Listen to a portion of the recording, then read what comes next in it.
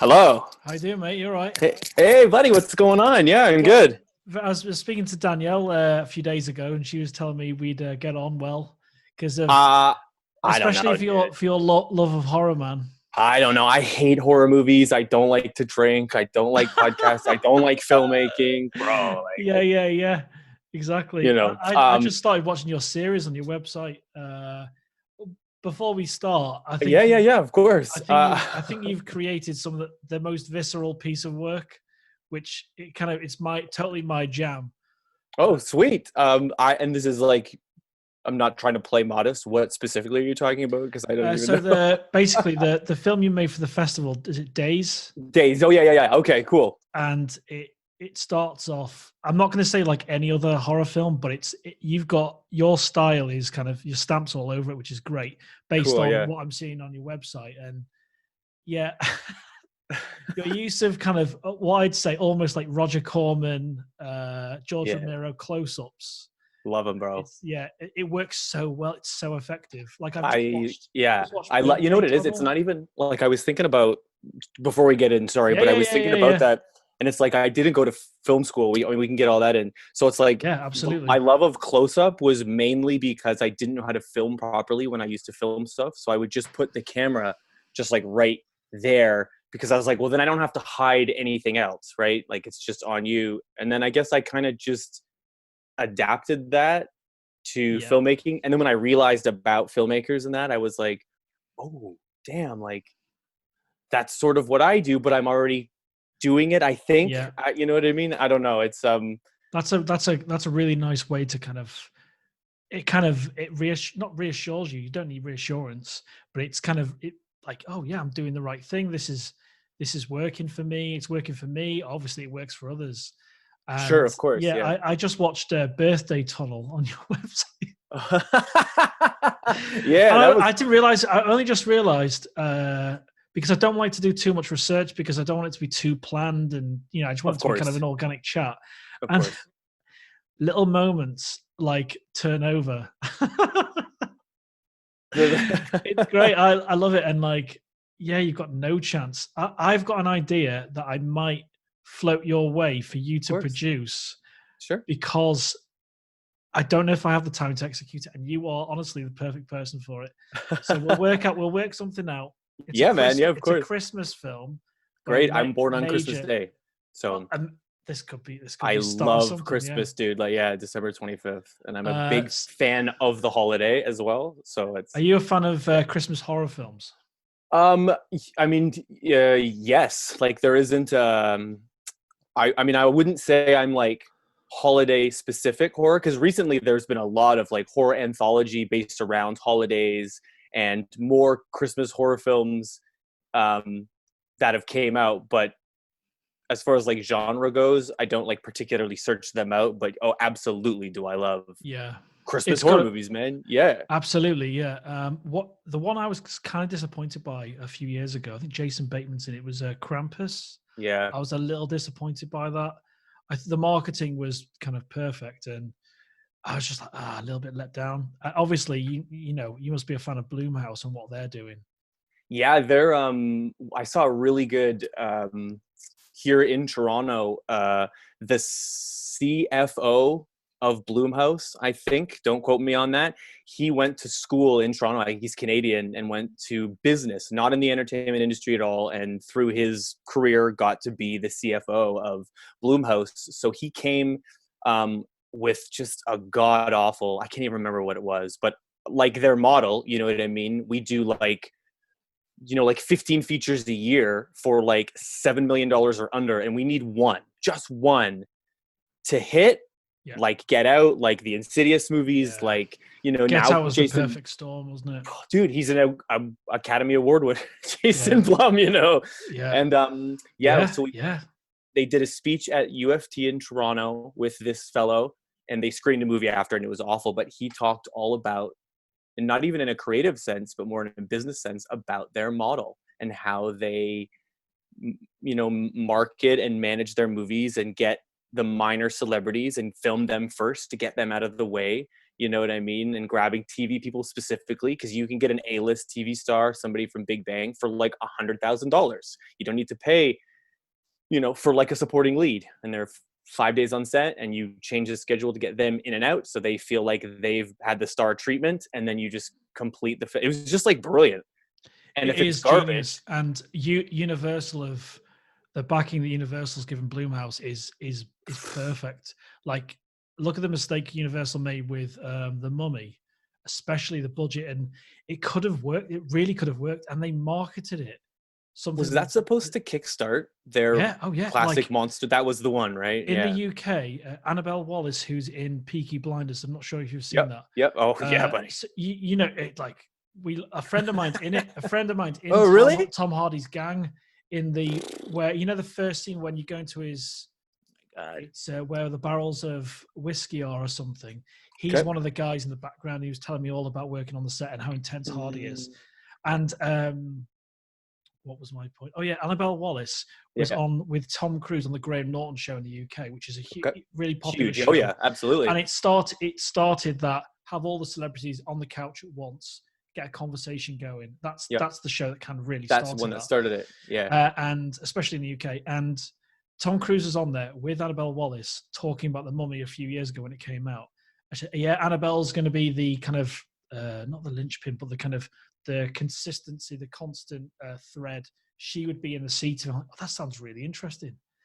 And then they made a huge deal about the stunt and the plane and all of that. Right, of course. But it was the wrong movie. It's not Chris McQuarrie Mission Impossible, where that stunt makes sense. I loved it. I actually quite enjoyed it, right? But it was really bloated. It was really bloated. Yeah, I think that's a great way, because I don't remember hating the movie, and I, really love Tom Cruise. It's just like, he's like insane, right? So I love that, and I don't care about, being in the entertainment industry in the capacity that I am. It's very different. The business and what you see is not who the people you are, in real life. And like, he's just a workhorse, right? Like, that guy knows every line and does everything. And, I kind of feel like that as like a performer and as a director. And I used to be a wrestler. I don't know. We can talk all about that too. And so I definitely want to talk about that. Yeah. Like, but, yeah, I feel, which is unfortunate, because I really liked The Invisible Man. Oh no, when Bloom got his hands on it, I'm like, that is the way it should have been. Now this is right. And Lee Wannell is awesome, and Elizabeth Moss, the lead actress. She's incredible, dude. Like, have you seen the making of how they did those scenes? Not at all. No. Stuff is very, very clever. So simple as well. Yeah, not like if they had a full release of the behind the scenes of that, I haven't seen it. No, just little clips online. Okay, maybe I did, but I really liked it. And, a lot of people, because it was one of those movies that was released right when the quarantine happened, a lot of people saw it. And so a lot of people talked to me because they were like, horror. And the consensus they just come to you for and they didn't like it. A lot of people didn't like it. They didn't like the ending. They didn't like, and I said, really? And there wasn't scary. And I was like, man, the camera, again, like, oh, because we can talk for hours just about that one film. The biggest concern I had watching the trailer, now this is superficial. Yeah, I didn't know who the leading actor was who was playing effectively the Invisible Man. Yeah, I wasn't sure who he was. And I really liked the Haunting of Hill House, and that's the guy. Yeah, he's the brother with the beard. That's like no way. He's got like the deep. I did not. Yeah, that's him. Yeah, that makes it even better for me now, because I love. That's great. Yeah, not to cut you off, but Oh no, I'm glad you said that. I'm very much actors, right? And so I'm like, okay, Elizabeth Moss and directors, Lee Wannell, love it. He's influenced by James Wan, which is awesome. They bring in all those horror influences. Who's the lead? I didn't recognize the name, and then I was like, oh, he looks kind of IMDb boom. Oh yeah, he's the dude from Hill House who's amazing. He's from the UK too, right? He's oh my god, sure. Yeah. British or Australia, something like. I was watching with my missus. We were watching Band of Brothers, and I remember it's 20 years ago. A friend of mine was a runner on that, and she does production. Oh man, and that was a missed opportunity for me. I could have been working on that anyway. It's one of those regrets you have, years later. Yeah. 20 years ago, when I was working as an usher, she said, "Oh yeah, I've got this. I'm working on this TV show." It's called Band of Brothers. And I was like, I heard about it, Spielberg producing, Sure. directing an episode. I was like, what are you doing? You're doing that. I said, yeah, they're looking for more runners. Do you want to be part of it? And I don't know why. I don't know why. I was like, oh, no, I couldn't do it because of work or whatever, something stupid. One of those moments. Anyway. But you're still in film. Oh yeah, right? Exactly. Which is like incredible, and so like you can't have those regrets and live in that kind of negative energy. It's a terrible place to be, you know. But yeah, the invisible. Anyway, going back to the Invisible Man, that is like you don't see it very often, and it's done so well. And the house is such a character. That is the best use of. They squeezed all the energy out of that. You know, squeezed all the right, we've got this amazing location. Let's get the benefit of it. For sure. Like those big open rooms, like the bedroom. Yeah. It's like the techniques used for it, like the stuff with the bed sheet and she's in bed in that small house. I was like, this. As soon as I saw the marketing for it, I'll watch that all day long. Initially, I'm a little bit of a pessimist. When I saw it, I thought, oh, this is like there's going to be some sort of agenda to this because they've switched the roles effectively. But when you watch it and when you see interviews with Bloom, he's just all about story. There's no kind of obvious underlying politics to it. And I thought she did an absolutely tremendous job. Yeah. The techniques of the impression in the seat, the shot of emptiness, something empty, but you know something's there is totally a massive achievement. Like when you watch the end of Halloween, you've got those series of shots of where Michael Myers could be hidden. Love it. And it's super scary, you know, something scary about the light and the shadow, you know. I always thought too at the end when Loomis shot Michael Myers and he fell and they showed him there and then it cuts back to Jamie and the cops and then it cuts back to, or Laurie, Jamie Lee Curtis, and then it cuts back to the grass and he's gone, but the outline was there. And as a kid, I was like, oh fuck, like, sorry, I don't know if I can swear, but I was like, oh yeah, you can. Yeah. Oh, okay. I was like, fuck, like that was scarier to me that like the outline was still there. You know what I mean? For some weird reason, like it was like those little elements that I thought, like I remember, you know, the scene where Laurie's like limping away and she's like on the door, the door edge, and then he just comes in, right? Like he comes out of the shadow into the shot. That's probably for me the best, not necessarily the best shot. Dean Cundy's a genius because he shot everything. Of course.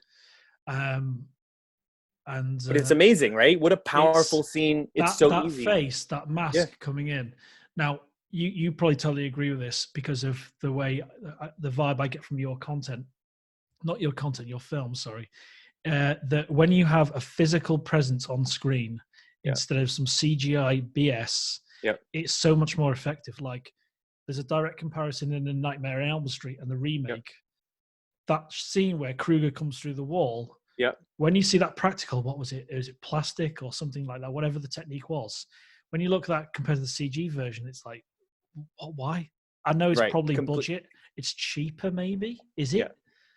And this is one of the reasons. This is one of the reasons Rick Baker retired as a professional Oscar-winning effects guy, because he was getting pushed into a position where they didn't want to do that. They wanted to just replace it. Like, I'm a huge fan of The Thing. It's one of my favorite films. Oh, I actually enjoyed the it's technically a prequel. Everyone keeps calling it a remake, but it's a prequel technically. They replaced all the practical effects with CG. And that's when you see those behind the scenes photos of the monsters as they were, like, where's that film? Give me that edition. I'll buy it again. I want to watch that again, you know? I worked at Deluxe post-production here in Toronto doing overnights for like a year, and it was just like a job to have, but it was super sick because I got to meet a whole bunch of people, whatever. Amazing. So they were shooting the film remake here in Toronto, and so I was the runner and delivery of all the dailies. So when they would finish shooting, they would bring the dailies and I would drop them off and take them up to the colorist because they were shooting digital, and then he would do color, and then they would take it to another guy who would do VFX all overnight. And after I did my stuff, I would just go upstairs and watch these guys. So exactly what you're talking about. Oh, so you saw it pre-CG? Mixed. It came. Oh, wow. It didn't, because they had a CG guy and they had a CG company in LA working on stuff as well. And so it was really fascinating because they were doing CG on on like the raw footage uncolored, and then the other guy was coloring certain parts and sending it, and then they were doing CG to the colored version. Yeah. And then the whole movie would get a final grade after all that. And yeah, I saw the unreleased sort of what the creatures looked like sort of in production. And then of course there's no audio editing, so you hear everybody talking, the director talking, the first AD, the effects guys, the camera guy. The same, I did a little bit in as like an actor in Pacific Rim, whatever, while I was on set for that. The studio in Toronto, they were doing that. They also had the Poltergeist remake with Sam Rockwell, which was terrible. But I just sort of stumbled into the set, sort of, and I was in like a scientist's gear, like I was like whatever, and I saw all the production artwork for sort of all the character and the things in that. Again, no CGI or whatever, because that would be in the final movie, and it was awesome. I was like, oh, this movie's gonna be sick. This stuff looks so great. And then I saw it, and it was cheap. You know, it's kind of what happens with in the games industry, which is gigantic. Is you see these gameplay shots. There was, I can't remember what game it was. It was a guy with a baseball cap. It was kind of like GTA, but it was in the future. And they show concept stuff. They show gameplay. When that game got released, it was nowhere near the same. It was, they like conned people. It felt like it was all about hacking and digital technology, the game, and it was like, wow, that was amazing. Stray Dogs. Yeah, that's the one. That's the one, buddy. Yeah. So that one, I was like, oh my god, that looks amazing. Look at those rain effects. Look at the smoke. So do you think they just commissioned the gameplay footage, the reveal, as its own thing? And and they sold it as gameplay footage. So wow, when you're missold some that I can't remember an example apart from that, where you see a marketing push and it's like, wow, that's great. The worst thing is when something's mismarketed and there's a great film there as well. Yeah, absolutely. Like, I hate it. And I still fall into the trap as like someone who likes, you know, sort of makes stuff. And as like a fan, I buy into, I'm like, oh, that looks so sick. And it's like, of course it does. That's the trailer. And then you see it and you're like, what? And it still happens, like to this day. Like I'll still see something depending on, like Invisible Man, I thought was marketed well. The trailer got me hyped. Yeah, I saw the movie and I was like, this is awesome. Absolutely, it doesn't happen very often where, because I have peaks and troughs when it comes to like, you know, Spielberg. Most of his stuff, I'm like, you know, hail to the chief and all that. But it's like I didn't like Warhorse. There was certain things I loved. Ready Player One. That was kind of great jazz. It was great fun. Like some of the character stuff in that, the casting, everything's great. Yeah. It's just really entertaining, and it's like, let's do this. And that scene with The Shining, it is he knew him. He was friends with Kubrick for years. Yeah. When you see that scene, you think those the kind of the hotel room going down the stairs in the big opening area where the typewriter is, that looks real. Yep. But when I realized everything was CG, I was like, my God, insane, right? Your brain's going, that's real, but the characters aren't. Yeah. And it was an achievement. And I think that's what I kind of liked about your films a lot, is that you get a sense of the film almost immediately, and there's a lot of kind of honesty to it. And what I like as well is that it's really claustrophobic. Your horror stuff's really claustrophobic in terms of the tight shots and everything. Yeah, and use the close-ups. We'll put a link to your short films page in the description for this.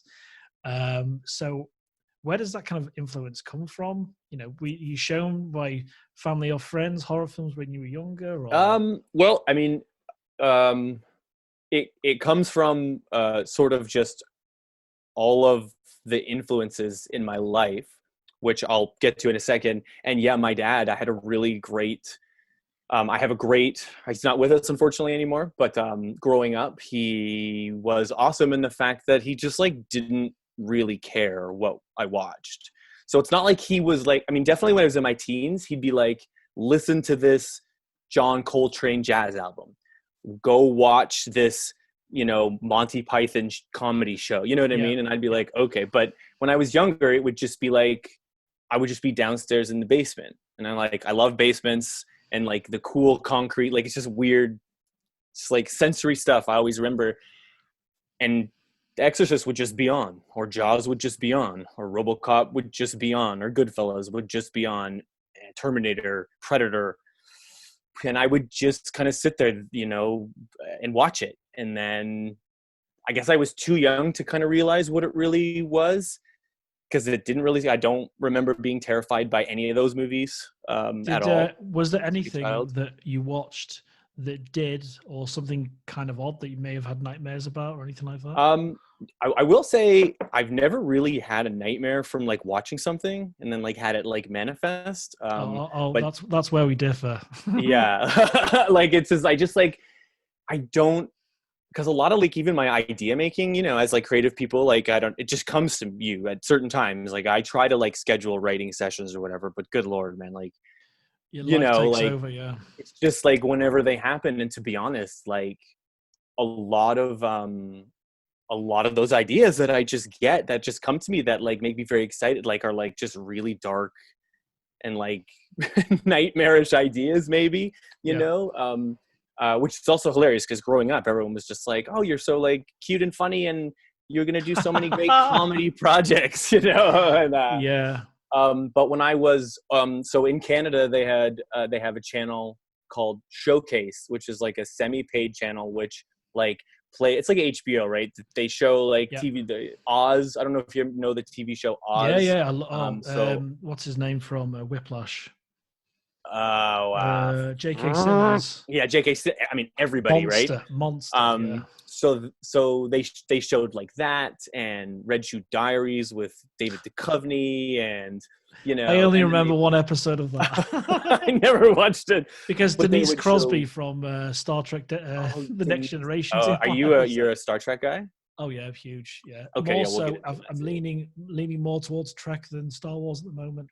Because I've got some major reservations about how they executed the last two films, and the way they allowed directors individual complete control. Where's the through line? Where's the story group? Where's the story group?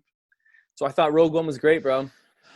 Yeah, I met Gareth Edwards at a film, and he is such a dude. And he talked about monsters. And he's a super low budget guy as well, and his technique's great. Yeah. Yes, I watched him. It was like on some, I guess it was like a British morning talk show, and they like went to his apartment and talked about monsters, and the guy was like, so how did you do the effects? And he's like, oh, okay, well, let me just show.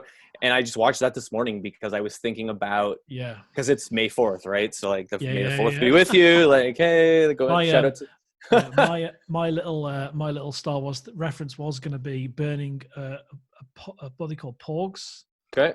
I was just going to burn the toy I had because I hated Last Jedi so much, and do it over that kind of Viking burial, you know, out on the classic. And you would shoot it cinematically. Oh yeah, I've got an anamorphic adapter now, so I was going to stick it on that. Yeah. So it's just really devastating to feel like, on a personal note, everyone's going to feel differently, and I've had heated arguments with people about this. I just feel like something like my experience was violated, not because it's Disney. Disney have created some fantastic content and films, but, you know, obviously Marvel and all of that. Yeah. But it was just the way it was executed. Really, just You know, you have these waves of what could have been. Yep. And it makes the prequels look slightly better now.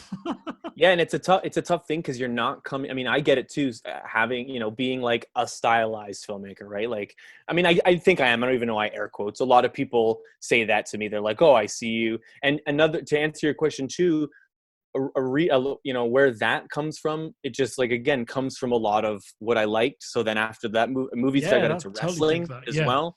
And you know, while I liked Hulk Hogan and, you know, the Macho Man and the classics, I liked and all that, oh my god, dude. Yeah, I liked the guys in the masks, the lucha guys and the high flyers. And then as I got like this, don't know if you can see that. Oh, buddy, of course, yeah, amazing. I got this from Mexico. This was 7 years old. This is my only Wow. Oh, that's sick. So yeah, so that is those guys. So it was all kind of like an accumulation, and then I got into like hardcore wrestling, and more like the ladders and the tables, and then in like the barbed wire and the tacks. And then, and so it was like when I first started making films, I was so scared and insecure that they would be good because I didn't have any money, I didn't have any names, and I had these unattainable expectations. So I thought, well, at least if it's shit, they'll remember that wild scene where, Alex gets his head ripped off, or they'll remember that scene where Caroline, who's in Dayz, gets her guts ripped out or something. You know what I mean? And it was more of like a safety net for me, where I was like, at least they'll talk about that. Yeah. Without being like, oh, that was okay. I think that's quite an interesting point. You see that, some of the biggest filmmakers started in low budget horror, and obviously one of the biggest, Cameron with Piranha 2. That's a really good kind of thing. Right, I'm going to put this in. Is that something you're conscious of before you write something? I've got to make sure I hit that note. Not anymore. Like I feel like I am a little bit. I do feel like everything that I do, whether it be shorts or we were sort of in the middle of shooting my first feature, and then the quarantine happened, and then that's on complete shutdown, which we can talk about after too. But yeah, please do. Yeah. There's definitely, when I make things, I'm like, I want those elements to be in it somehow. Now, it's not necessarily a gore element, I don't, if I'm doing something, I did a short film called Polly, which was really based around my experiences with my own mental illness. Mm-hmm. And there's one scene particular in that is a very heavy scene, and but whereas a lot of people were like, oh, like, you wanted to do that, didn't you? The people that know me. And I was like, actually, no, that kind of came right at the end, where I felt like this is where I think I need this to go.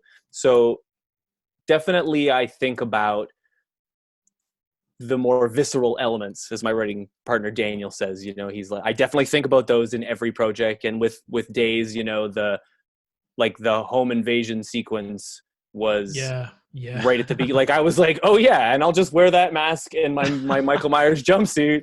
I like your slight angle, your little angle. Yeah, of course, you noticed that too. Oh, that's awesome. Yeah. And then what ends up happening to him, I was like, oh yeah, we'll just do that. Like, sick. And actually, that sequence was going to be a lot bigger. I had bought a cantaloupe from the store around my house, and we were going to have the caved in shot. I was going to show the caved in shot as well.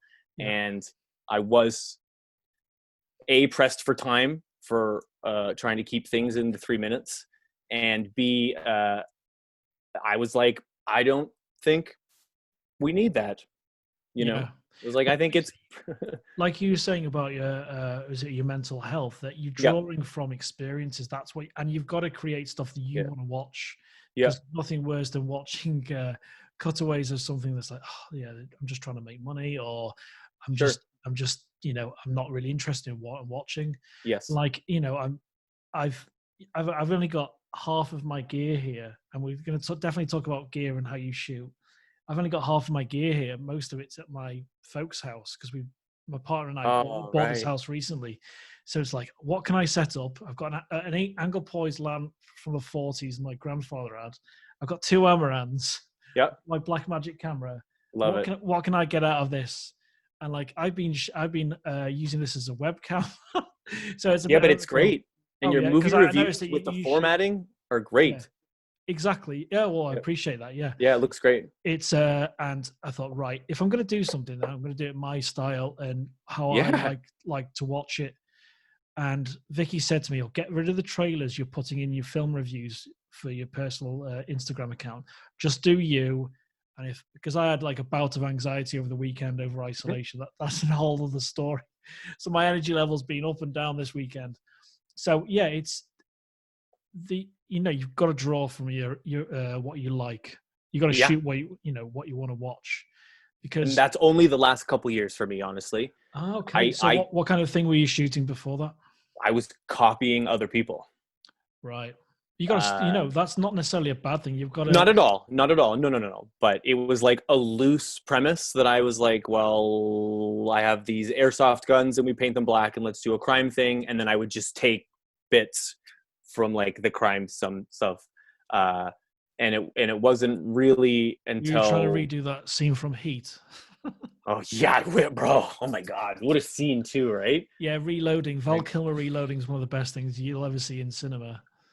It's the sound design. The sound design is like Michael Mann's drifted a little bit recently with his films. Yeah, but if you want to see a crime film, that's great. That LA Confidential and a few others that really still hold up too, right? Exactly. Yeah, I was talking to someone earlier that I work with about LA Confidential, and it is one of my favorite films ever because it's so well written. The complexity to that film and the characters, it's a monumental piece of work. And when I watch it, I go, oh yeah, okay, that works. I remember that. I remember that. Oh yeah, I remember the whole thing. When I go away from the film, it all falls away. Mm-hmm. So I have almost a brand new experience when I watch it because it's so dense. The performances are unreal. Yeah, locations are great. Costumes, everything. Oh yeah, like it's. I used to, when your love of film is kind of so passionate, which I can definitely see in your work, and speaking to you now, is that I end up drawing on certain phrases, like when he's Danny DeVito's working. Was it his magazine called Hush Hush? There's little things that would work into my kind of lexicon of a brain pattern. Oh yeah, totally. I know what you're saying. Yeah. Oh yeah. And like sometimes I don't even know until like somebody calls it out. Yeah, exactly. I'm like, oh, that's from. Like, but I bet you can spot it. I can spot that now. Totally. I make obviously far too many references during conversations over the phone and that about these things. But yeah, it's that's what informs your style and the kind of content you want to make. Like, I'm not looking to create a YouTube channel or anything like that. I just want to create more and more content. And this is one of the reasons Chris and I started the festival, because we wanted to give ourselves an outlet. It was originally just going to be for me and him. Oh, let's just send each other content. Let's do a little competition. He suggested, oh, why don't we open up further? And then it's a bit of a light bulb moment. And then we thought, right, within half an hour, I had all the domains, I had Twitter, everything. Incredible. Yeah. I just thought, right, gotta get it. It was like an addiction. Yeah. It's become a bit of an addiction. Yeah. Can I ask how many submissions you got? Yeah, I'll be completely honest with you as well, because obviously we're starting very small and there's a few other festivals that are doing this. So where are we? Let me find this. Because I've with a great friend of mine and a producing partner of mine, we've over the years just talked on and off about doing our own film festival as well, only just because, like yourself, I just love collaborating and working with people. We've got 28 so far. It's awesome, from all over the world. All over the world, Australia, Canada, US, France. Obviously quite a few in the UK. Yeah. When we got the one from Australia, I think you'll dig it. It's tonally, it's like about Australian teenagers. It's called Remember When, wicked. And it's one character that connects these three characters together, and they're all talking about this and their different perspectives. And like from your film, it wasn't just, oh, this looks really super expensive. It's tonally so different. Mm-hmm. And I was like, this felt like a bit of a dream, because we've got an animation from a 10-year-old girl who did 10 hours of work. We did a little interview with her. With her and her dad, right? Was that that? Yeah, I watched that. Yeah, awesome. Yeah, so, and we've got a talking dog. We've got we've got one that's perspective that's all done on a carpet, so the camera's on the ceiling. Wow, how creative. Isn't that wild? We've got one that's in this vein of, what's that game about nuclear war and you survive after it? What's it called? Fallout. So we've got one in the style of a Fallout kind of promo video. Okay. And there's one by someone from Cornwall. It's a fly animation, and it's about what a fly would do during isolation. What? And it's such an interesting idea. Whoa. The shot select, you'll totally dig. Yeah. The cinematography is shot selection, like in terms of, if it's a fly's perspective, are they going to see everything? So everything's super shallow on a lot of the shots. Sure. And it's very clever. And it's just like, yeah, it's not like, oh, I wish I could come up with that idea. I'm so happy to be part of it. And Yeah, man, that's so sick that you did it, because we had talked about it and you actually did it. And look at the different stuff, because again, you were just going to send you and your friend content back and forth, which I think is great. Let's stay busy. But now look at the accumulation of people you're meeting. And exactly. And it was so exciting to receive one from Australia as well. It's crazy, man. And we've got students, we've got filmmakers like yourself, got like Danielle. I love Danielle's film. Have you seen it? Of course. Yeah, of course. And I said, you know, when you have a conversation, you have like a little, oh, right, you've just realized something that's so key. But with Danielle's, or like with yours, your style or what you love is in your films. It's part of you. With Danielle's, what I observed is her sense of humor. I thought, when I speak to her, if I get to speak to her, we'll get on well, because she laces it with, I think she says fart cloud or something at one point. And there's little lines in it. Like she's making a list in the film, which everyone will get to see at some point. But she's making a list. Oh yeah, let's write down what are the facts. And she's actually done a drawing of a penguin. Yep. And like those moments it's golden to me. And we feel kind of privileged to receive all of these films. It's cool too, because she is like fucking hilarious in real life. Yeah. Like, you know what I mean? And then like that was the thing too. And never made anything. Like a great actress, and she's been in a handful of projects that I've worked with. She was in my feature, but we didn't get to actually, as a little cameo when she's playing the piano. Yes. She's wearing. Oh yeah. Yeah. So that's my wrestling character, Blade, in my wrestling movie. That's the T-shirt that I want that T-shirt. Buddy, send me your address. I'll send you some stickers and a T-shirt. Yeah, of course. And just the little stuff like that. But watching it, I was like, wow, it's like this is a dramatic piece, which is like influenced by exactly who you are. And the beauty thing about it is like all the comedy works so well because it was so nuanced, and she did not push it, which is the sign of like a smart actor and a good comedian, because it's a lot of people who are really funny, and then when you try to condense them, like if you're directing them for on camera, and it's gone. Improvisers particularly, you know what I mean? Like when she dropped 100%. The food on her, you could have been like, you know what I mean? That's a comment I said to her, is that a lot of editors, not editors, but a lot of filmmakers will cut away before she eats the food. So the reaction will be the moment, but not the bit after. Mm-hmm. And everyone does that. Like I've got a beard. I eat out of my beard. Things drop in. You know what I mean? Yeah, of course. I don't have a beard, and I spill everywhere, bro. Yeah, exactly. Yeah. So, and I'll let into a little secret. There's a post I did, because it's an addiction to get good content out now at the moment. So, and it's a good thing because it's keeping me distracted. Totally. And so we talked about on the last post on Instagram. Update. Yeah, we've got 3 artists, and the posters, dude. What a sick idea. Sorry, I just watched that right before we connected. So I wanted to time that. I was like, right, I've got to get this before I speak to Ian. I've got to do this. I had this idea. Got to do this. So I've given myself these really tight deadlines for content as well. Yeah, and it's incredible. I work well to deadlines. Probably like yourself as well. Yes, I've learned to. I mean, before I didn't, and I wouldn't finish projects, or we would just loosey-goosey do it, and it falls apart, doesn't it? And it falls apart, man. It totally falls apart. So I've gotten a lot better, especially getting more into the business with having budgets, having producers, having casting people involved, you know what I mean? And it's not just like you're asking your friends, you are still, but there's, it's like, well, we need this facility. We need these people to know, agents, if I'm dealing with then it's like, I've had to learn, because business was never my strength. It was because you're trying to do everything. Working for yourself, to do everything, and it boils over into frustration. Mm-hmm. So Chris and I have kind of not divvied up what we're doing for the festival. We kind of talk. We have meetings kind of once a week online, try and talk about what do we need to do this week, what are our aims. And mine was, right, let's a few weeks ago, let's do a podcast. Let's talk to filmmakers, because even if it's just a chat and no one sees it, and I just like to give people a chance to kind of talk about their stuff. And it's great.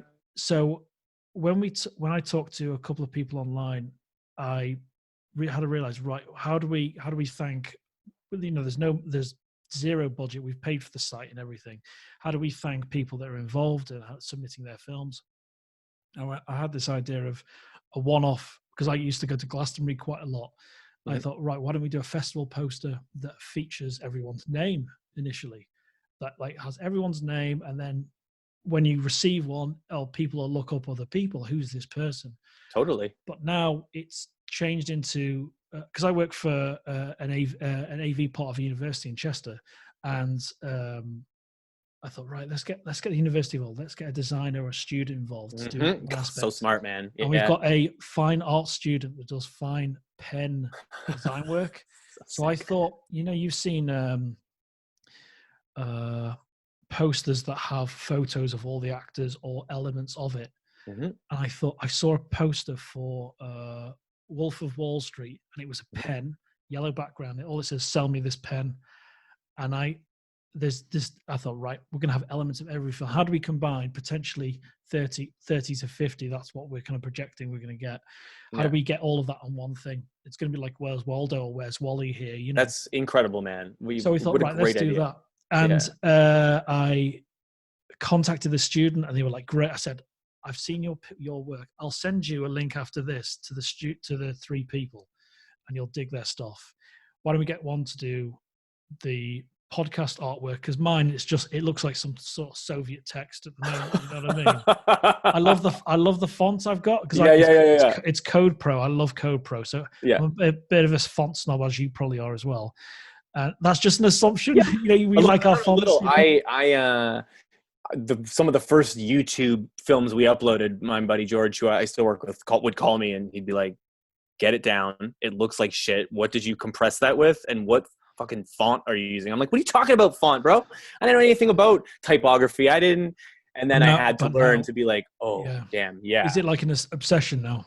Get this right. It's not an obsession, but it's definitely like in my head of boxes that need to be checked, especially for myself, where like it needs to be this style of font, like the font in Dayz. I did spend a long time. It works so well. Yeah.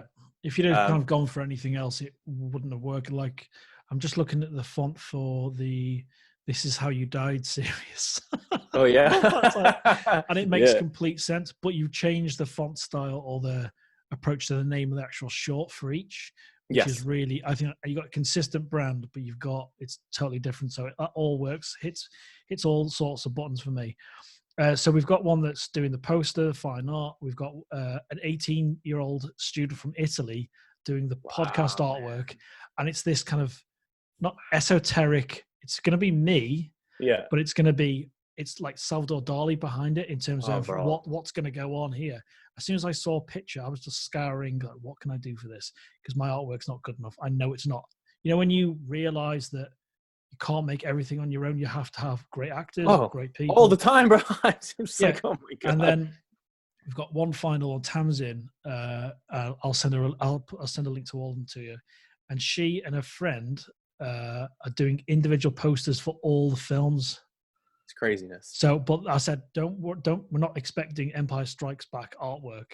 We just want elements of what you want, elements of each and every film on the poster. And then we're going to have it like an online showcase gallery. And then we're going to try and print them all and have them sent out to you and everyone else. That's what we're going to do. So we're going to do kind of one sheets for the festival and for each individual film. Love it. I mean, I can tell you, like, as a direct feedback, as somebody who's been in a handful of festivals, primarily in the States, because there's a whole union thing here in Canada. I don't particularly make the most family friendly stuff. So getting money in Canada or allowing the union, it's more or less just because as an actor, I am unionized in Canada. But if I want to make my projects with union talent, or if I want to be in it myself, and then submit to, say, a festival in Toronto or something like that, then you have to use the union.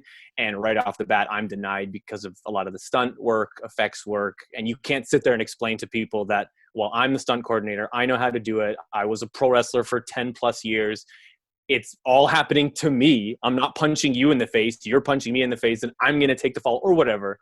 So a lot of the festivals in the States primarily, and the ones that really stood out outside of the great networking in that were the ones that had like a takeaway bag, or that even just had a printed poster of the festival with like a cool festival. You know, I've gone to a lot of horror festivals, and I just like getting the festival poster. Yeah, the swag, yeah. And so the fact that you're doing customized with this, especially for your first, I think is brilliant, because hopefully you guys continue and you do more festivals or more challenges than that. And if you can kind of keep that level of the brand up, then that just helps to sell more and more of why people would want to do, you know, be involved in this. And I love it. And you get to collaborate with more people around the world and be artistic.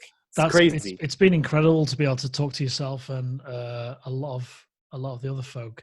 So I'm working out the time zone situation with Australia at the moment. So I've got 5 planned this week, 5 interviews like yours, and tomorrow's is with a family based in London. They're an Indian family, and it's a film called The Castle. It's about 2. I'll tell you a tiny bit. It's about 2 kids and the dominance of this plastic castle in the living room. And the dad is an actor, and his writing in terms of what he's done for his 2. It's absolute. When we watched that, it was like, wow, this is amazing. There's little things in all of these that I absolutely dig. So in yours, I'm not sure what's going to be on the poster. It's probably it's going to be like a drill bit or a knife or something. Hey man, whatever. It's all. I spoke to Tamsin literally just before we started chatting, and she said that on Danielle's, because what I'm doing is each designer, I'm sending them, the 3 designers, 3 different films on a private link. And can you come up with content for this? How's this going to work? You know, the back and forth and all that, which is great. I love the back and forth, especially on creative content. When it's so positive as well. So Tamsin is going to do Danielle's bike. I love it. So I see it in profile because she loves that color, because I spotted it in the back, I spotted the earrings. Oh yes. So and then yours is going to be on a test for the main poster, so I'm interested to see what that fine art drawer is going to pick. Crazy. I said to him, do whatever you want, because he does like classic kind of graphic design posters, but said, no, do the fine art, the thing you love. That's what I want to see.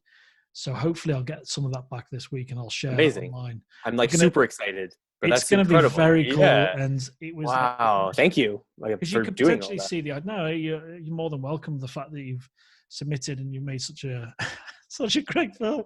Oh, I loved it. So if we kind of go back to that a little bit. Anything? Sorry, I know we go all over. No. This is. I absolutely love classic. This. You know, is what do you shoot on? I can see your black magic in the back. Oh Do you have cinema lenses? Because I don't notice any focus breathing. But I have. So I shoot on the 6K Blackmagic 6K, and I mean I have like the Rokinon cinema lenses. Yeah, they're doing wonders for you. They're great. So, but to be totally honest with you, I shot most of it with the Sigma 18-35, which is like sharp as a tack, with the Tiffin Black Pro Mist 1/8. Okay, excellent. Don't have one, I totally recommend it, especially for Blackmagic. It just cuts the touch of that digitalness depending on your lighting. But for I would say 70% of what we shot Dayz on was and it was a fucking shit show. I don't even know why I did it. It was the Canon Nifty 50. With the shittiest focus ring ever. It's like as soon as that goes, how long has that lens been manufactured for? So that focus ring goes. I've got the 85mm. I think it's 1.4 or 1.8, and it's a similar thing. It's like there's movement before you even turn your focus on mine. Yeah. and it's so tiny I can't attach it to any follow focus that I have at all. Yeah. Like it just won't go on there. And it can't be as bad as this lens. This is the 40 mil. This is the pancake lens. Oh, the pancake lens. That's a great lens too. No, it so was sharp. It's really sharp. Yeah. We've been shooting my whole feature so far primarily on the Canon 50. And then we did shot a handful of them with the Rokinon 50, but I don't own it. And I was going to buy it like also before the quarantine hit because I just loved the look. And because we were shooting like every weekend for the feature on that, and it was primarily dialogue scenes, and I just loved the look of it. I was like, oh, I want to shoot that. Oh, I have this 50. I love the look of 50. I'll just shoot it on there. And I used, nobody else will probably find this interesting but you, but I used 9 because the Tiffin filter is a 77 thread. Yeah. That Canon Nifty 50 is like a 56. So I used 7 or 8 step-up filters. Oh yeah. So I could put that Black Pro Mist filter on there. Let me show you something quickly. Please. I'll cut this little air gap out, but if we're showing gear, dude, I love it.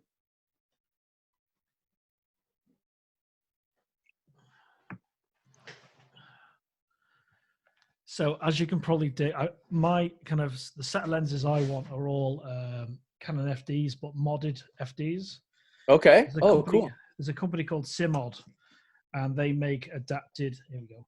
They make adapted lenses, and they're making kind of cinema. Sorry, I should not have started drinking Coke when we started. Hey man, well, I'm drinking carbonated water, so don't even worry about it. I've just been doing it off. Don't even worry about it. I'm not even going to cut that out because I'm shooting on RAW for all these interviews. That's not stupid at all, man. I love it. Yeah, like the files are 140 gig or whatever. I shoot self tapes for actors. Again, not now, but in the studio, I have like the background here, and and I'll do self tapes sometimes. And in this area, I've kind of become the guy. Buddy, we're shooting these. I shoot self tapes, one lines at like 3:1, 6K raw footage. Yeah, just because I want to practice. Yeah, well, I just want to practice. That's one of the reasons I started this was right. I want to shoot more. And so basically, on my lens set, it's kind of most of it's photographic lenses, but I want beautiful lenses. I want lenses with character and board of. I want some character, so I've bought a lot of kind of Soviet lenses over the time. Classic. So this is a 20 mil Mia lens. This one here, the element is ridiculous. On the front of this, you have. Is it heavy? Yeah, it's quite heavy. You can feel it's old. Do you know what I mean? This is 80. Yeah, no, totally. Yeah. So this arrived from, I think it was Slovakia, not Ukraine. So it arrived in its original box with the step-up ring, the 95 mil step-up ring, to get past the glass element. And it had the original filters. Like, I've never seen one of these boxes. It looked like a radioactive box with polystyrene. Wild. And in good condition?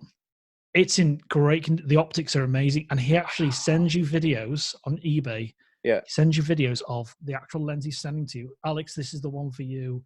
This is your lens. This is how it's coming. Which is, I'd love, because, you know, when you receive something from eBay and it's not the right thing or whatever, it's awful. I don't really order off eBay at all. Yeah. So on step-up ring-wise, it goes to 95 to get past the glass. Wow. Like, Jesus, what am I going to do with that? So I wanted to put a variable ND on the front. So I've got this Simod variable ND, and there's a step down ring from 95 to 82. I'm like, this is ridiculous now. Right. So, you know, but I you know, it's par for the course, isn't it? When you start doing this stuff, I've got a variable ND on the front of this and just a little setup, and I love character in lenses and cameras. That's the reason I switched to Blackmagic. But I love the look. I didn't like Sony anymore. The Sony image, it feels kind of there's something off about it. This looks like thick. The image looks thick and rich. Yeah. And when everyone gets to see your films, when everyone gets to see your film, you'll see that the texture, it's great. What it does to skin tones, what it does to focus, everything. It's just a wonderful piece of kit, you know. I think with all, because I have. I don't really shoot too much with it anymore, but I have the original pocket cam. Yeah, nice. And I shot like heavy crop on that. Oh man, but I shot everything. All of the "This Is How You Died" we shot on that. Oh, nice. So Yeah. like, I'll send you two. You'll love it, dude. You'll love them. They're hilarious. And this is, but all basically these are all horror projects that I did. I did like Amazing. 3, and I'll send you all those. Yeah, please All do. shot Yeah. on the original Pocket Cam, and I love the Blackmagic look. And it Yeah. was like I didn't really know anything about codecs or at that time, anyways. And like I just had a Canon 7D, and that's what I was shooting everything on DSLR, of course. Yeah. And then I think it was Philip Bloom. I think. Yeah, he's kind of a starting point. Right. He has gone. I've got back and I've got a story. I've gone back and forth on him too. Yeah, I'm going to tell you a story that I'm not going to cut out. Okay. Right. I used to love Philip Bloom stuff. Yep. Peaks and troughs and love-hate relationship. And did you obviously you've watched Game of Thrones? Of course. Do you know the Red Wedding? Imagine someone telling you. Imagine someone telling you what was going to happen before the episode aired. Well, just imagine that. That it did happen to me. It absolutely happened to me. Please tell me your story in just one sec. So what happened? He put a veiled thing about the chap that's the caretaker in Harry Potter. He's the head of the family that. Yep. Absolutely. Yep. Not Greyjoy. Is it Greyjoy? Not Greyjoy. Well, obviously the head of the family, and what happens there. He makes a reference about Harry Potter. The caretaker killing everyone. Right, this is the day. I know you're based in London. This is the day before it airs in the UK, and you've obviously watched an illegal stream of this, which I'm. Sometimes I kind of do a lot less of that now. Sure, of course. And he ruined it, and I was so pissed off. And I don't rant at anyone. People are entitled to their opinions, politically, whatever. For sure. I sent him a message, like an open message, saying, "Philip, don't ruin the film don't ruin the series for everyone. Hasn't aired in the UK yet." He sent me 9 messages ranting at me. Get over yourself. And it turned into a monster because I caught him out in what he'd done. I said, you must have watched an illegal stream of this and don't ruin it for anyone because I understand what you're trying to do, trying to tell people what it is without actually saying it. And he went off on one. Wow. I wish I'd taken screenshots of those messages. But you know what? You know now you know what I mean? And so interesting. And my story, it's not that great. It's literally somebody was like, "Oh my God, Ian, have you watched this yet?" And I go, No, not yet. I haven't watched that episode yet. They're like, "Oh, you'll love it." And then they spoiled it, but not because they were spoiling it, the spoilers, but they were telling me because of the violence. And they were like, "You'll love it because of," and I was like, "Oh, so then you're looking for it then." But then I did watch it and I did love it, but the shock of it happening was gone. So yeah, I used to work in a cinema 20 years ago as an usher, and it was the end of '99. I remember the first few films coming out was Runaway Bride. It was American Pie. I think '99, The Sixth Sense came out as well. It did. Yep. And that's a huge influence on a lot of filmmakers and that now. And I was just about to watch it, and someone I worked with came out and said, "Oh, I can't believe this happens, you fucking bastard." Mm-hmm. And they told me, and then when I watched it, I was like, "Yeah, there's no point in me watching this now." Especially back then, right? Yeah. Oh, yeah.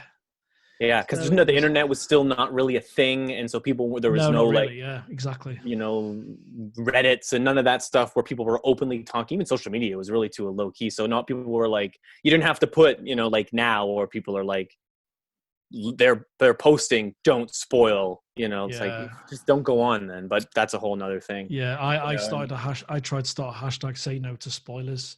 Right? And I'll tell you, I'm going a bit ranty now, but not at all. Do you know the chap, Pedro Pascal, who's the Mandalorian? Or it's actually John Wayne's son or grandson who's playing a lot of the costume stuff. Okay. Is doing that part. He said when Game of Thrones came out that he doesn't believe in you can't spoil something for someone. And he went on this whole thing about talking about it, and spoilers came out about, and he was just a bit of an arse about, you can't really ruin something for someone. How idiotic are you? And now he's the polar opposite when it comes to the Mandalorian. Like, "Oh no, don't tell anyone your spoilers." This was an interview in Well, that's Disney money, bro. He's got Disney contracts now, you know? I know. It's interesting. I wonder how much time he actually spent in costume. Crazy. Did he spend any? Because I've not seen the entire season yet, because it's only just started, only just finished on Disney Plus. But yeah, it's really interesting that it was John Wayne's son or grandson. That I did not know. And I thought if he's got a huge build, the guy. Yeah. And I thought that's just such a cool thing to be able to market or to tell people like John Favreau is a brilliant filmmaker. Mm-hmm. And as soon as him and Dave Filoni took over that show or set that show up, it was like, yeah, dream team. Like Dave Filoni, obviously Clone Wars and everything, working closely with Lucas. He should be the head of Lucasfilm. That's what I think. In my book. You know, because he's the storyteller. He is the story group. Yeah. And that's, as we said, Star Wars story. I mean, again, personal stylized preference out of it. You're coming in. It's not an original thing you're doing, right? You're like Invisible Man. Lee Wannell can go in and he can be like, I'm going to do it my way. Because there isn't 9+ Invisible Man movies that you have to stick towards. You know what I mean? Yeah. And when you're coming into Star Wars, it's like, I get it. Yeah. Put your individual touches on it while still knowing. It's like you have to know. You have there's. Yeah. It's not even expectations. There are fundamentals now that you have to do and hit and connect together to have a appropriate Star Wars movie. And I totally agree. And my opinion of Rian Johnson changed massively, but. At some point, I'll watch Knives Out, and it's great, dude. He's great. What a great filmmaker! I think he called it Knives Out because of people's reaction to his Star Wars film. I don't think it's. I honestly believe that. Interesting. It's very interesting. The cast is monumental in that film, especially like Christopher Plummer. And it's great. He's incredible. Everybody, man. But it just and the whodunit, you don't see movies like that a lot as well. And he loves his film noirish, and there's definitely some elements Brick like Brick, of course. Yeah, like it's but I feel like because I always think about that. I think about that sometimes, and I would like, oh man, I would love to like if I got to do a reboot. Like I really like the movie Chopping Mall. I've not seen it. It's the 80s, 1988, I think, horror movie. These kids break into a mall to gallivant, and it just happens to be secured by these like robotic security system that malfunctions and turns into like killer bots. And so it's like that's exactly what I'm going to be reviewing tomorrow. Yeah, you said 80s, you said robots, you said kids in a shopping mall, tick, tick, tick. And like schlocky horror. Yeah. And I loved it. And I thought, fuck, man, I would love to. Because one of those things, the only real thing you would need to hit is having like, if you want it like in a shopping mall and have like a security system that kills the people. That's it. Like other than that, you could literally go, and even that's like still staying pretty close to the idea. And it's like those movies, I think I would like, oh man, I would love to reboot that. But if somebody was like, hey, do you want to do like a Star Wars movie or a Harry Potter movie, I'd be like, yeah. I don't. I don't know if you know the actress Trish Renone. I don't. I know who she is. And we've never like had like a official meeting, but I know of her from Toronto. Yeah, totally. So we were talking about The Void because I said The Void, bro. The closest. It's the closest thing to the thing for years. And oh god, what the hell was my point? What were we just talking about? Well, we were talking about, I was talking about me wanting to remake if I was going to remake certain horror movies and stuff. I was talking to her about ideas leaking out of your head. She said it goes into a thought cloud where you have an idea, someone else makes it, and you think, why didn't I make that? I have a film in mind. I'll tell you what it is that I want to remake. And if I see a remake, I just want it to happen. It's Capricorn 1. Have you seen Capricorn 1? No. Capricorn 1, it's kind of like tonally will hit so well now. You know, They Live. Of course. Oh yeah. If you watch that now, how kind of like on point is that now? He's so ahead of his time with that film. So Capricorn 1 is about, I'm so glad you haven't seen it because I can kind of discuss this in a different way. Yeah. So definitely watch it. It's got O.J. Simpson in it. Yeah. Okay. The juice, bro. Oh man. It's got I think it's James Brolin. Okay, great. Who's the chap that plays Ross Geller's dad? Elliot Gould and a few other really top actors. So Elliot Gould's a news reporter, and it's about a mission. They're going to send a mission to Mars. It's going to be the first. I think it's late 70s. They're going to say a manned mission to Mars. They've got the guys in the rocket, and basically NASA realized they don't have the money, or the whole plan was, let's send them, but let's pretend we've done it because we can't actually do it. So what they do is they put the guys in the rocket and all of that, the press are there. They send the rocket into space, but they fake all of it, and they put what they do with the astronauts. I'll tell you a little bit. They put the astronauts in a place in like Vegas or somewhere, in the middle of nowhere. Yeah, looking after them. But the moon of genius. No, actually, I'm not going to tell you what it is. Okay, I wrote it down anyways. Something goes wrong in NASA. Yeah. And what do you do when something goes wrong and you've already lied about it? And then Elliot Gould's the news reporter. I'm not going to tell you what that little twist is. Okay, great. Change. Yeah, I will. That's what I want to see remade. And you're CG, the guy to do it. with effects and with the way CG works now and deep fake, you could do a unbelievable job making this film now. And when you watch it, you'll see that and you go, oh my God, what's going on? Did you ever see Operation Avalanche? No, let me give me 1 second. I'm just going to split this clip. Because you know the whole score with Black Magic. Oh yes, if I lost my giant clip, then I'll be so annoyed. So I'll do a little cut. So no, Operation Avalanche. I've not seen. Yeah. So Matt Johnson, he's a Toronto filmmaker. He did this movie called The Dirties. It's a school shooting movie called The Dirties. Oh wow. Kevin Smith's production company picked it up. Okay. Also incredible, and his style is all like found footage. Like they're filming themselves. He's talking to the camera style. So it's semi improvised. Yeah. So the Dirties, incredible school shooting, highly recommend it. Once that got successful, they also did it for no money. They did it like all on their own.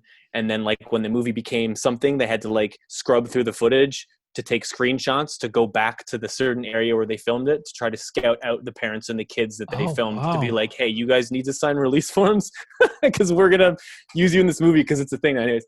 So they got a bit of money and they made their second film, which was studio backed, called Operation Avalanche. And it's basically they play news reporters who are investigating to see if the trip to the moon, the first trip to the moon, was faked.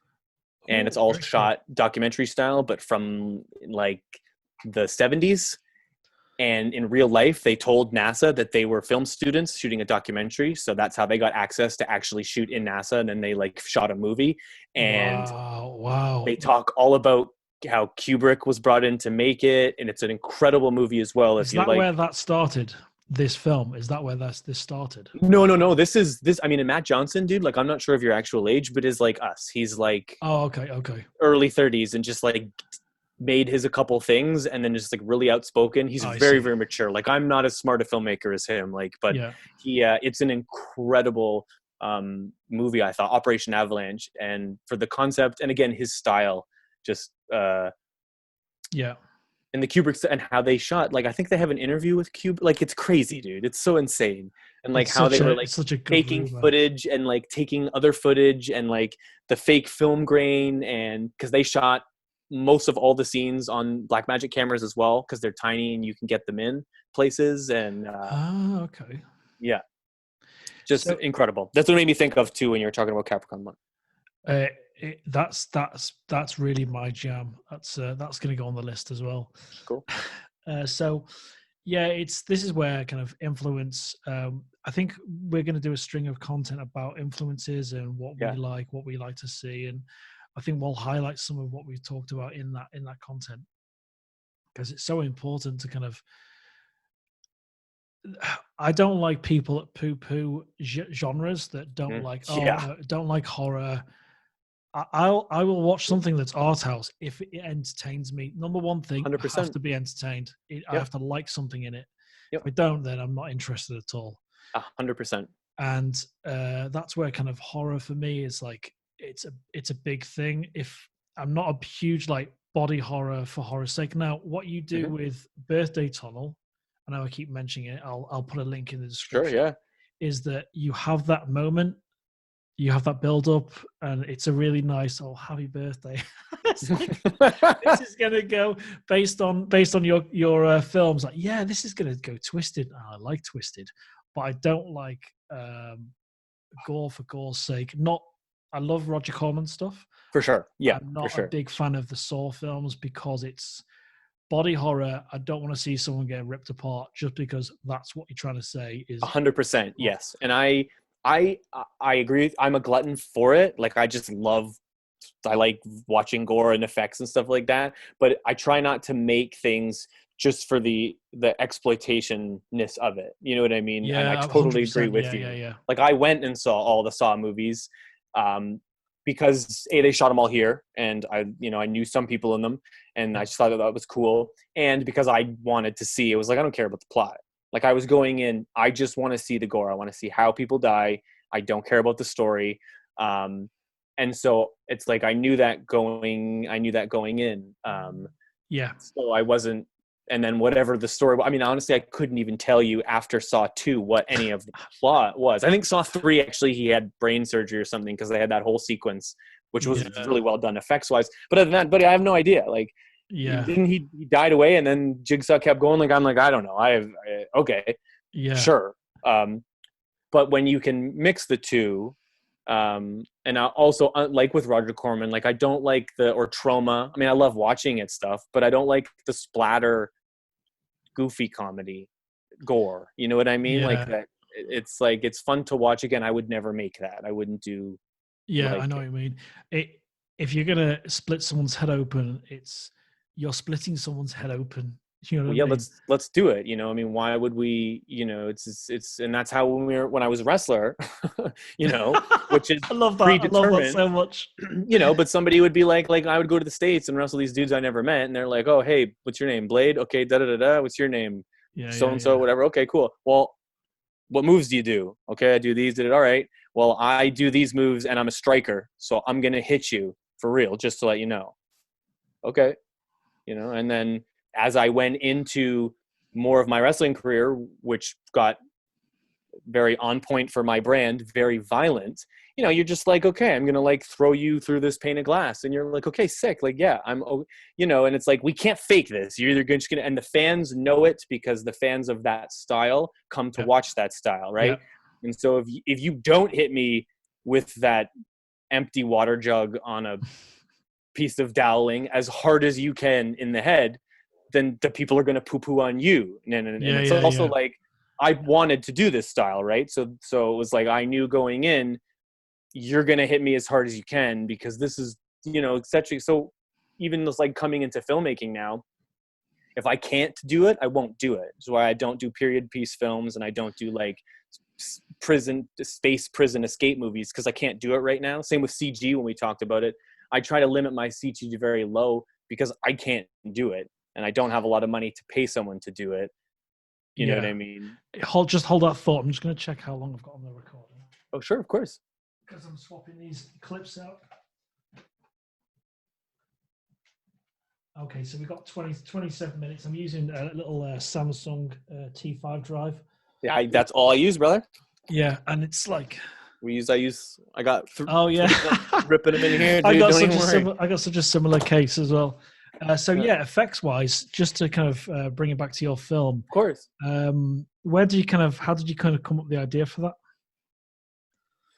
Well, it's, as a lot of things that I do, I was so, just kind of creatively sad when we had to stop shooting the feature, which is also based upon my extreme. So basically the movie's called Deathmatch Dad, and it's about this indie deathmatch wrestler who finds out that he has a 4-year-old son he didn't know he had.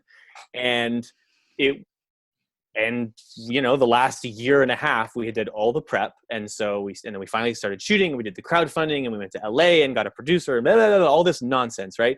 And then I started retraining for wrestling, and we actually put on a real show, and I started wrestling again, and then everything got shut down. And so I was really stuck creatively. I knew I wanted to film some stuff, but I was like, I don't know what to do.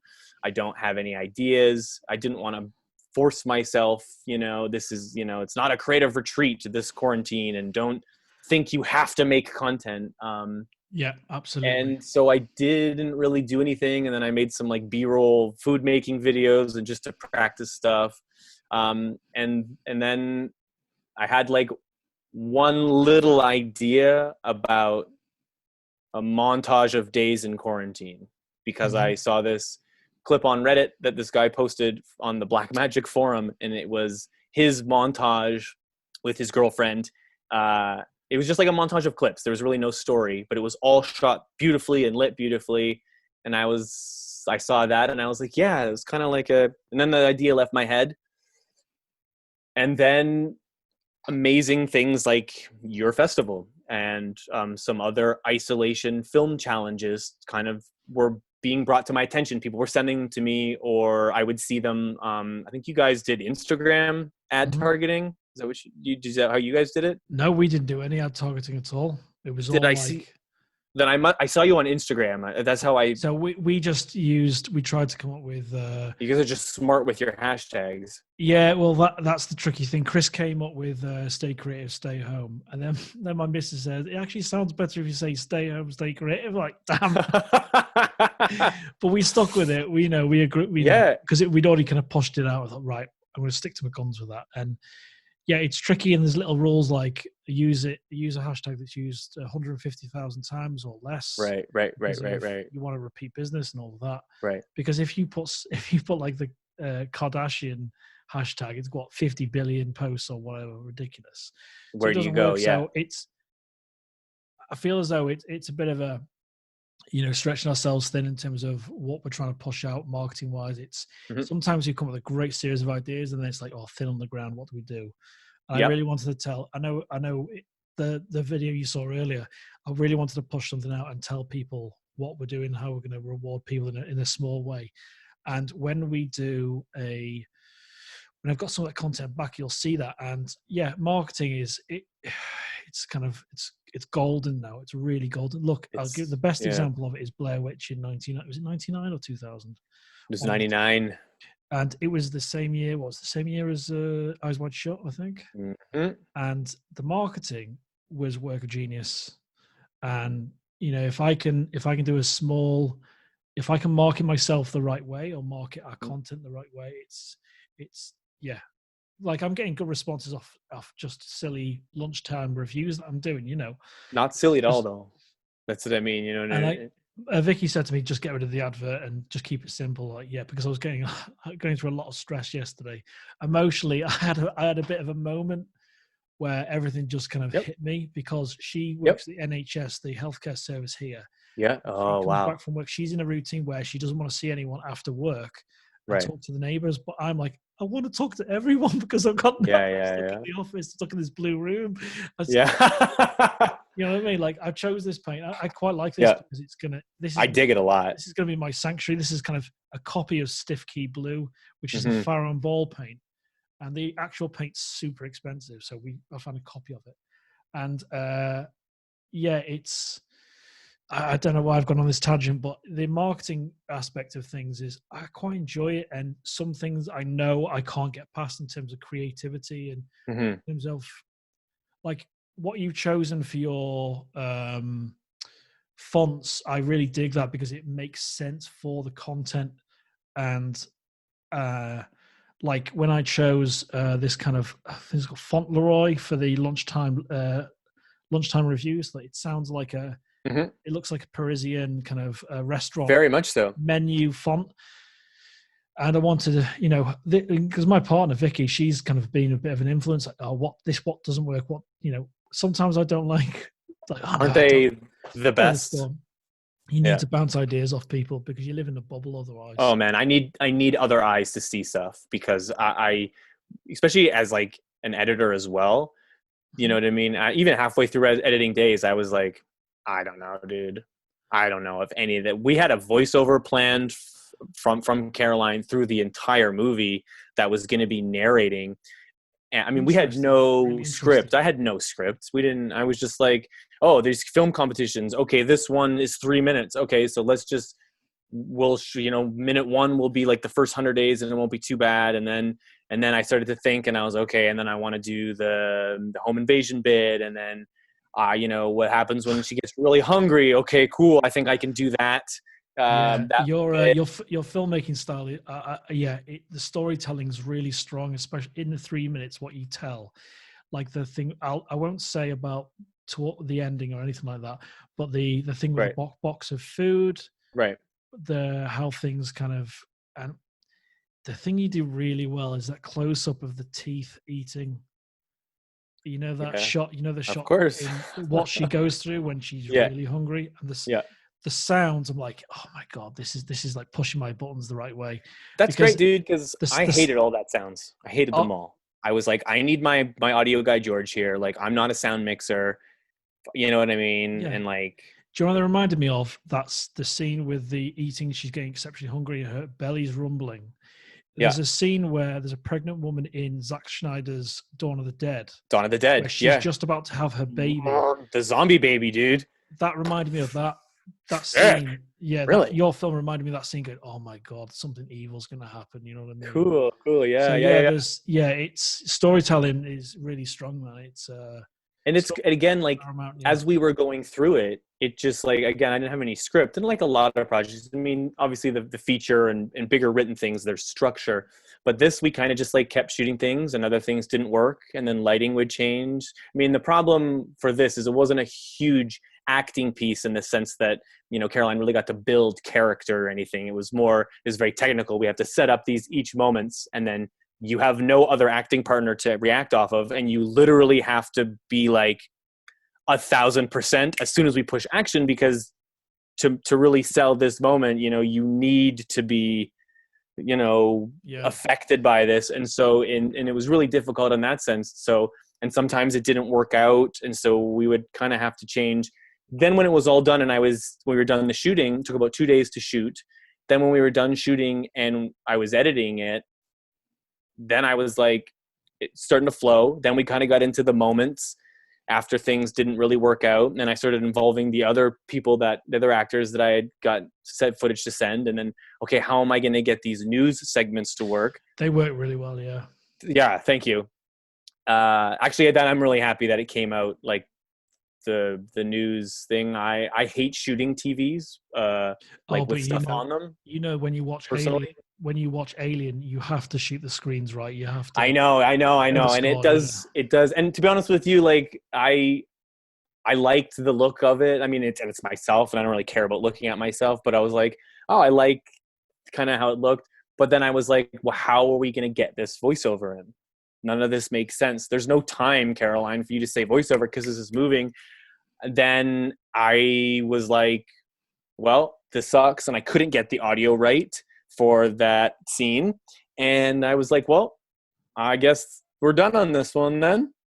Yeah. And I was like, I'm like done. Like, I'm done. Yeah. I'm going to drop this project. Like, we're going to scrap this project because this is not at all what I want.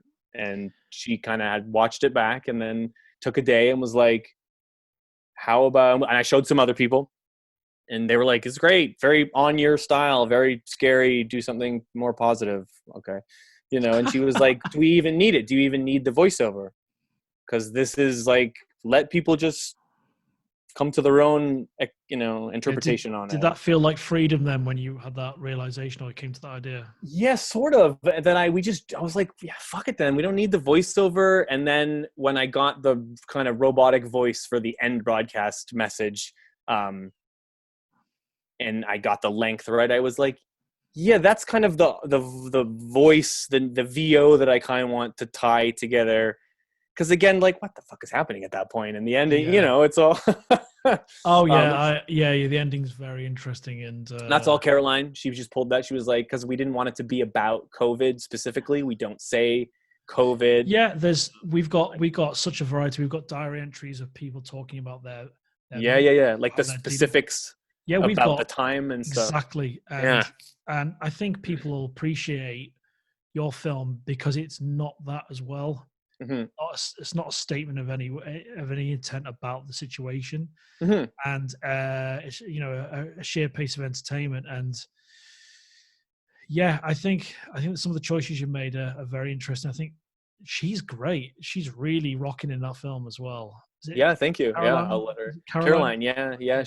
I've known her like my whole entire life. We went to theater school together, and pretty much everything that I've done. As I said, I'll send you some links of some of the older horror stuff that I've done, which I think is pretty fun. Please and do, she's killing it. Actually, if you are on my channel too, I have a fun little short Caroline wrote called Best Friends, and her and Danielle are in it. I was going to ask you about that. Yeah, I loved it.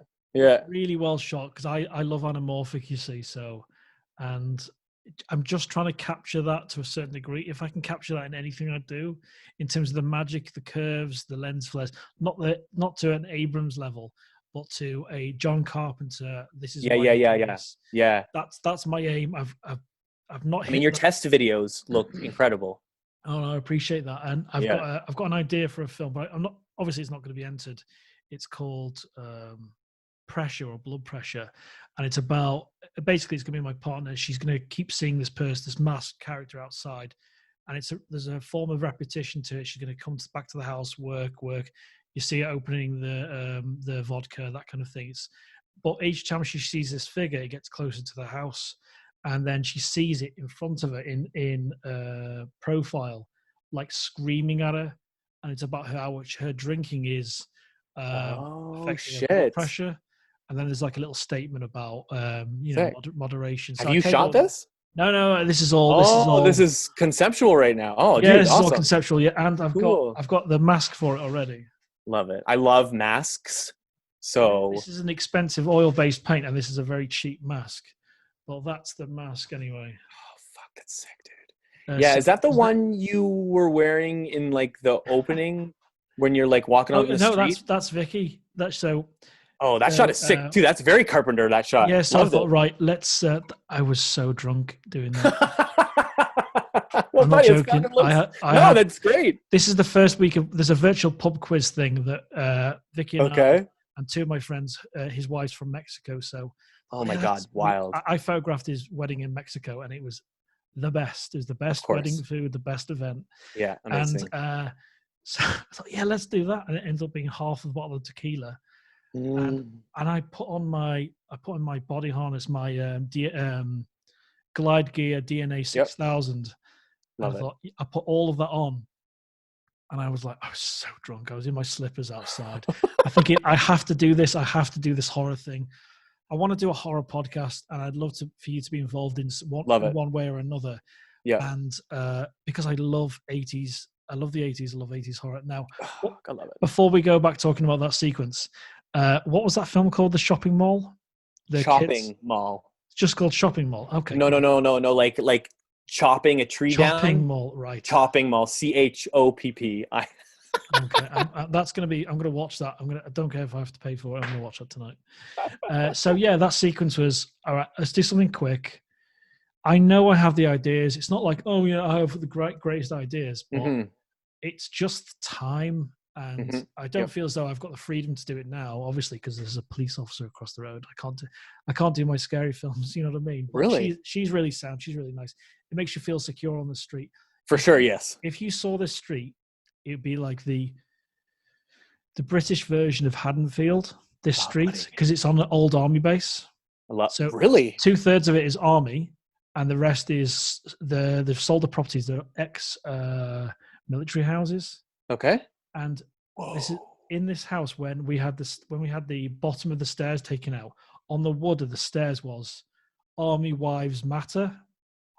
So that was written at least 25 years ago. Under the plaster on the stairs. So it's still there. No, we didn't scrub it off or anything. So I really want to shoot something here because it has that character. The character. I'm so, another thing, I'm so into, location, even for Dayz, I was also I'm fucking sick and tired of shooting something in my apartment.